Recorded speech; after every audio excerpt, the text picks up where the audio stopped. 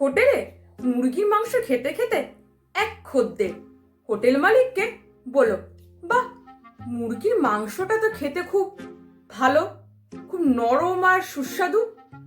তো তখন হোটেল মালিক এই কথা শুনে খদ্দেরকে বলল, হবেই না কেন স্যার, এ তো আমার পোষা মুরগি, আর মুরগিকে আমি যা খাওয়াই কাজু, কিশমিশ, বাদাম।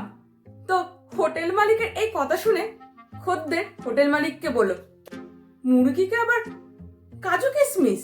ও, ব্ল্যাক মানি রাখার জায়গা পাচ্ছেন না বুঝি? হ্যাঁ, তাই এসব দেখি, আপনার সব হিসেব নিকেশ দেখি, খাতাপত্র দেখান। খদ্দের তো হোটেল মালিককে মুরগির মাংসের দাম দিলেনই না, উল্টে পকেটে 2000 টাকা ভরে নিয়ে চলে গেলেন। কারণ সেই খদ্দের ছিল ইনকাম ট্যাক্স অফিসার। তো বেশ কিছুদিন পর আরেক খদ্দের সেই হোটেলে গেল খেতে।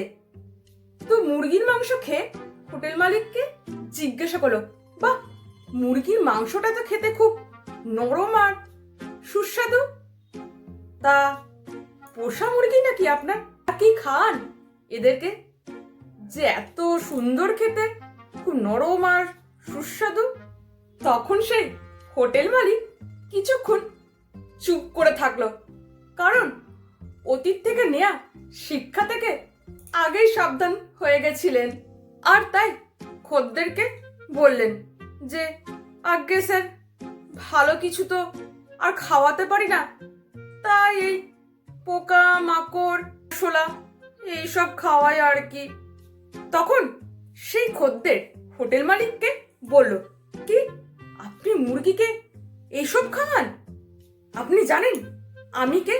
আমি হচ্ছে prevention of cruelty to edible birds এর আধিকারিক।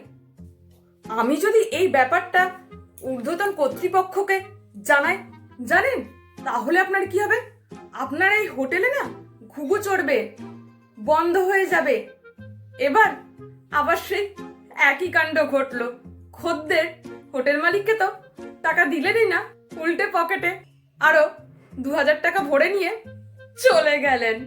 তো বেশ কিছুক্ষণ পর আবার সেই হোটেলে আর এক খদ্দের এলেন। তো মাংস খেয়ে সে একই কথা জিজ্ঞাসা করলেন।